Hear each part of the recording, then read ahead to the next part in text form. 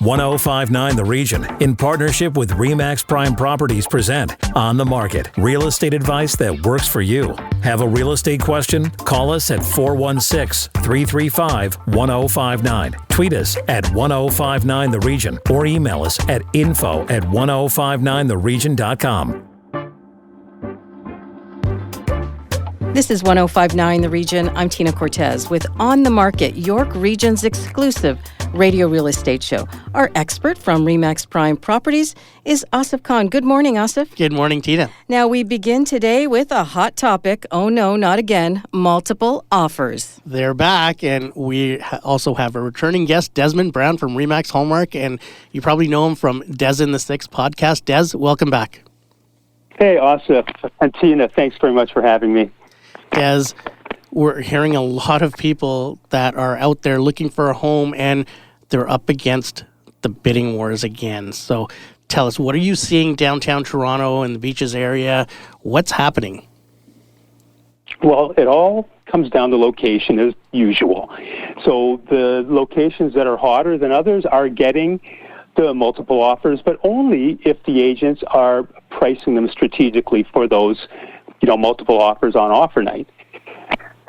That being said, I still see a lot of sellers out there who have had their properties on the market for a long time, and they're trying to catch up with the market. But I do have a couple of instances that I can refer to. So I don't know about, and this isn't downtown Toronto, but did you touch on that property out in Mississauga in January that had 80 offers? Yeah, just over 80 offers. Okay.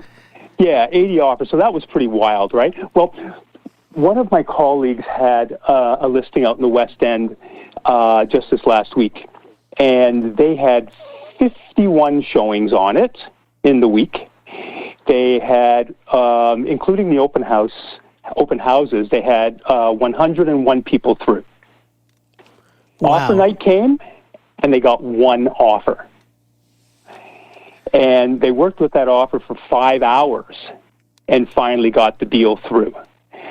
So again, the price was low on this one to attract all of the attention, but buyers are pretty smart, right? And the agents that they're using are pretty smart as well, because they're educating them not to get carried away in the frenzy. But generally speaking, like we're saying, or what we're seeing is that, like I said, the good locations, we are getting the multiple offers for them.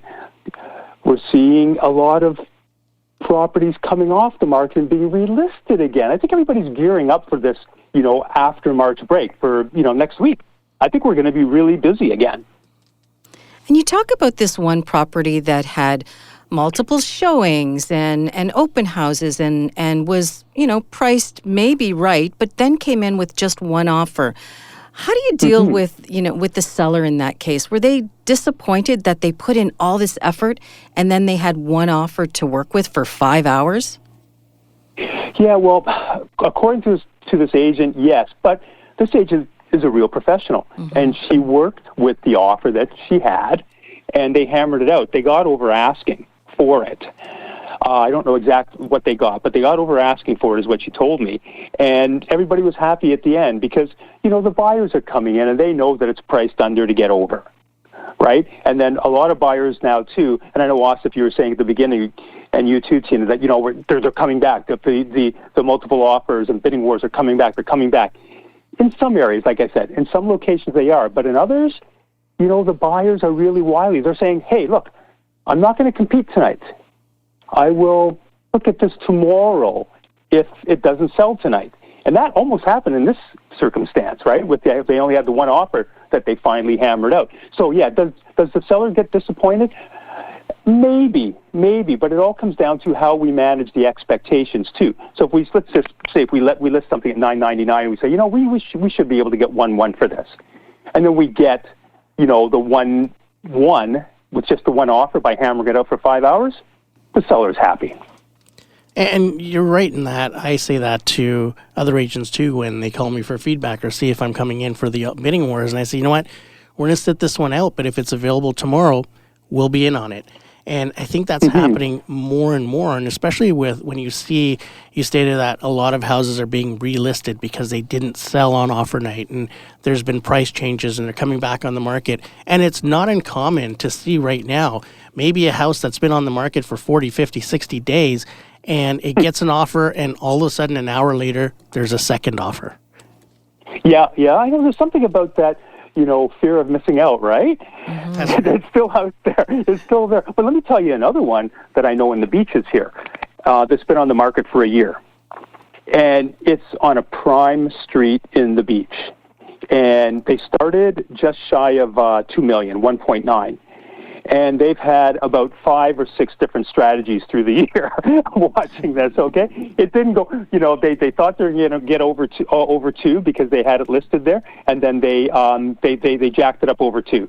And then that didn't happen, and they brought it down to like 1.6 or 1.7, I think it was, and then held off again to get multiple offers, didn't get it. Anyway, this has been going on for the last year. It just came out again last week at $9.99. Wow. And the word was there was an offer registered on it.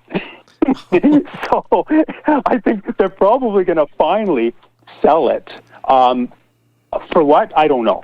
But they're probably going to get multiple offers on it, too, because it's priced ridiculously low at $9.99. It's a 3-story house. It's a 3-story semi-detached house on a prime street in the Beaches. And at that point, they're basically just creating a bidding war or creating an auction type of process by going that low, are they not? They definitely are. And you know what's really neat about this is that they have hung in there with this same agent for the year. So there you go. So there must be some really good communication going on between the agent and the sellers. And they obviously have faith in this agent. And that's positive. That is positive, but what do you think about the strategy where they've been sort of all over the map in terms of list price? I've been giggling. Yeah, it's just like I'm glad it's not me. I'm glad it's not me, because Asif will tell you that sometimes we don't sleep. When things aren't working well with our sellers, and especially when we had those other markets, especially when the market was turning, where we had some sellers that had bought firm, and then the market turned, and then we couldn't sell their house for the number we thought we were going to get. So we lose sleep over things like this. Mm-hmm. And it's, a lot of people don't understand how much a realtor has invested in their listings, and not in terms of what they've put in terms of staging and photography and things like that, but it almost feels like it's our house for that time that it's on the market. And if it's not selling, we take that personally. It hurts. Oh, does it ever? And yeah, we do. We take it very personally. Like, we get emotionally attached, emotionally involved when we're working with people, because, most of my business is 95% repeat and referral. So I get pretty close to the people I work with, and I have great relationships with them. And sometimes it's really hard to go to them and say, you know what, this strategy is not working, and we have to think of plan B right now.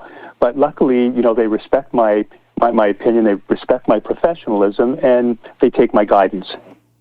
Des, when we think about the cost of borrowing, right? So we don't think there's going to be a cut in April in terms of the Bank of Canada rate, but perhaps in June. Do you think that maybe sellers are waiting for that time to really, get those buyers out there and create those high anxiety bidding wars? That's a really, really great question, because that seems to be the conversation in a lot of cases for us. And really, when you think about it, if I have a seller that's going to buy as well, then we don't really have to worry about that, right? Because they're going to be selling and buying in the same market. Right. They'll be, so it's going to be all relative. However, what we have found, and Asif will tell you this as well, is that there's been like a sparring match going on out there. And I think the buyers and sellers are finally accepting that this is the new environment that we have right now. The interest rates, the prime is going to stay around 5%, okay? We still have a lack of good supply out there, but we have also seen a lot of circumstances where we haven't seen before, or situations that we haven't seen before. That's where properties are being sold conditional on the sale of the buyer's property. And I've seen that a number of times, and I haven't seen that for, oh my gosh, since the late 80s, actually. So, maybe we're returning to more of the traditional markets. Here we go, the spring market's coming around. So people are waiting, to get their property on the market for the spring market. Again, the summer will be a little bit slower. The fall will pick up again. I don't know, Asif, what do you think? I agree. I think, as we're at the tail end of March break here, we're probably going to see a flood of inventory hit the market next week, but we're also going to see a lot of buyers come off the fence because they've been waiting for this inventory to come out. And I think people still see that this is a little window of opportunity before the rate drop when everyone that was sitting on the fence will jump off. Yeah, I have to agree. We still have the same problem, though, don't we? And I mentioned it already. We still have a lack of good supply in good neighborhoods. We still have that problem. There are properties that are just sitting out there. So if you're thinking of buying, make sure you buy a good location, right? Location is the key. We're back to that again. Don't buy a house next to Sanford & Son, okay? Buy a good location. So true, so true. Desmond, it's always a pleasure to have you on. We could talk forever on this show with you. And if our listeners want to connect with you, find out more about what's happening in the beaches, how do they contact you? They can contact me through by emailing me, des@desmondbrown.ca. That's DES at desmondbrown.ca. And tune into my podcast, Sold in the Six, and that's number 6IX. Sold in the Six. Great job on the podcast, Desmond, and thanks for being on the market. Great, thanks very much. And thank you for being a guest on my podcast too, Asif.